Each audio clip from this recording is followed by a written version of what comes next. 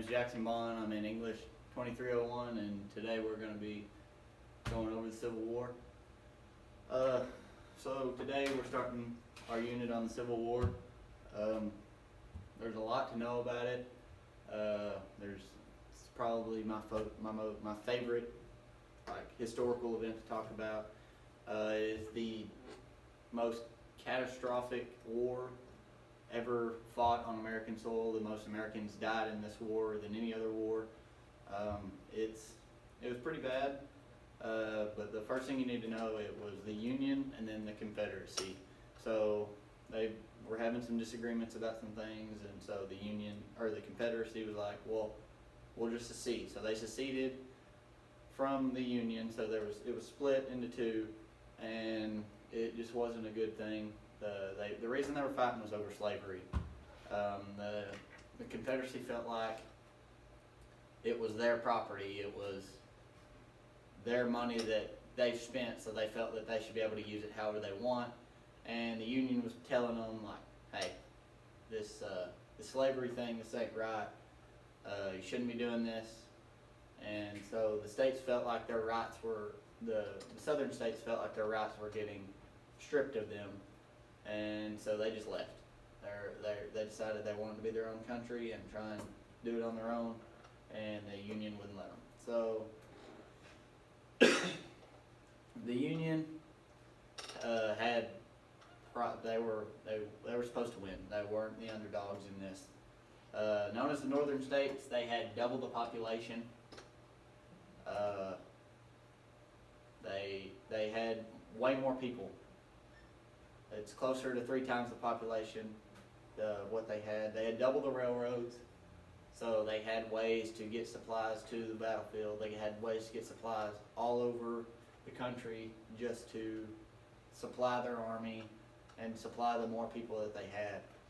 A lot of people don't know this, but the telegraph was a major part of winning the war for the Union. Before this, no president had ever had the authority or the time to send command straight to the battlefield, because by the time the message would travel from the White House or wherever he was to the battlefield, it would be at least 3 days. So by that time it's already over and whatever he had to say was done. But the Union really focused on putting telegraph systems in place. That way they could spread news quicker. The president finally had the authority to give executive orders on a battlefield, because the president couldn't be at the battlefield because it was too much of a risk to lose him. In the South, the Confederacy really did not have the resources, and it's because the Union had 5 times the amount of factories that the Confederacy did. The Confederacy had factories to help supply their army, the meat processing plants. They had 5 times the resources on everything just to supply their needs, and they could have fought a lot longer than the Confederacy. The Confederacy really ran low on supplies, and they wouldn't have been able to last near as long. But the Confederacy did have some upsides to them, that they had some advantages. They had better generals. Whenever the states split, a lot of the better generals, like Robert E. Lee was the general for the Confederacy, the big general, and he was actually a general for the United States Army. But whenever the states split, he went to the Confederacy, and he's known as one of the better generals in the military. So they had more to lose. And what I mean by that is, if they lose this war, they have to go back to being a part of the Union, and the whole point is they tried to get away from the Union. This was their way of money. They had spent a lot of money. A lot of the Southerners had spent money on their slaves, their crops, and everything, and they had no other way of doing this at the time. They didn't know any other way, And so they had more to lose in the whole fight. And also they were defending. It's way easier to defend than attack somebody. Like if you're waiting on somebody to come to you, it's gonna be a way easier fight for you because they're having to come to you and you can just pick them off. And farmers are better than factory workers. These farmers know their land. They know the ins and outs of everything. So they're better armed. So the farmers had the advantage over the factory workers because they knew the ins and outs of everything and they could handle a gun better. So signing the Emancipation Proclamation freed the slaves. That was the big thing.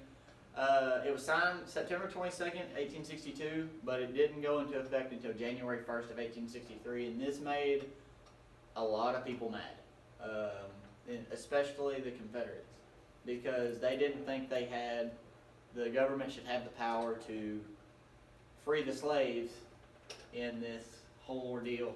So it only freed the slaves in all the seceded states. It did not free the slaves in the border states. Emancipation means free, so all the slaves, they were free. They could be their own person. They could be citizens of the U.S. So some of the battles of the Civil War, you have Antietam. Antietam is known as it was a very short battle. It only lasted a day, but it was the bloodiest battle of the entire war. You got First Manassas, also known as Bull Run.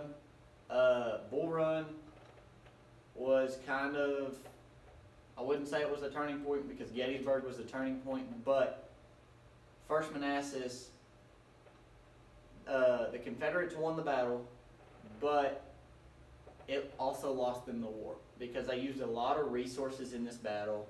It lasted 7 days. They used a lot of resources in this battle, and they ended up winning, but it kind of gave them a big head on how this war was going to go. They thought they were just, we can beat you real quick like that, and so they didn't think they would lose any battles. You had the Battle of Gettysburg, which was kind of an accident. They weren't supposed to fight there. You had two units moving in together, and they planned on meeting somewhere else, but they lost track of each other, and they kind of met, and it was a pretty bad battle. The Union at this point was starting to lose a little bit of hope until they won this battle, and it gave them all the hope in the world, and it kind of crushed the spirits of the Confederates because they felt like they should have won this battle. And then they lost a lot of resources, and at this point, after losing this battle, the Union was going through and just wreaking havoc through all the southern states and all the Confederacy, ripping up railroads and doing everything they can to cut off every supply source that the South had. And then finally we had the Battle of Vicksburg, which ended the whole thing. After this battle, the Confederates had no choice but to surrender to the Union and just follow their rules. The Gettysburg was known as the turning point, and then Vicksburg just put the nail in the coffin. So after Gettysburg, you had the Gettysburg Address, and it was only a 2-minute speech, but it is one of the most renowned speeches in all of American history these days. Here's a quote: "That from these honored dead we take increased devotion to that cause for which they gave the last full measure of devotion, that we were highly resolved that these dead shall not die in vain, that this nation under God shall have a new birth of freedom, and that the government of the people, by the people, for the people, shall not perish from this earth." In this, he's honoring everybody from this battle that paid it all, and saying that we are all Americans. It doesn't matter. We are all Americans, and we should all come together and resolve things like Americans should. Out of this war, you have the 13th, 14th, and 15th Amendments. The 13th Amendment freed the slaves, pretty much what the Emancipation Proclamation did. Freed the slaves for good. The 14th Amendment made them citizens. If you were born in the United States of America, you are a citizen of the United States of America. That's the 14th Amendment. And then the 15th Amendment gave black men suffrage. If you were a male and African American males could now vote. And this was a big step for America because they weren't even seen as full people at this time. They were only seen as 3/5 of a person, and now they're seeing them as people. And so after the war, you had Reconstruction, and Reconstruction you had to reconstruct the whole government. You had to reconstruct the places of battle. Had to reconstruct the railroads. Everything. You had to reconstruct the relationship with each other. Reconstruction was the period after the Civil War, and it was a crucial time in our country. Also, after the war, the South was still mad. They were pretty mad. So ultimately, Abraham Lincoln, the president during all this, was assassinated by John Wilkes Booth. Ultimately, it cost him his life, but he did a lot of good for the country to get us where we were.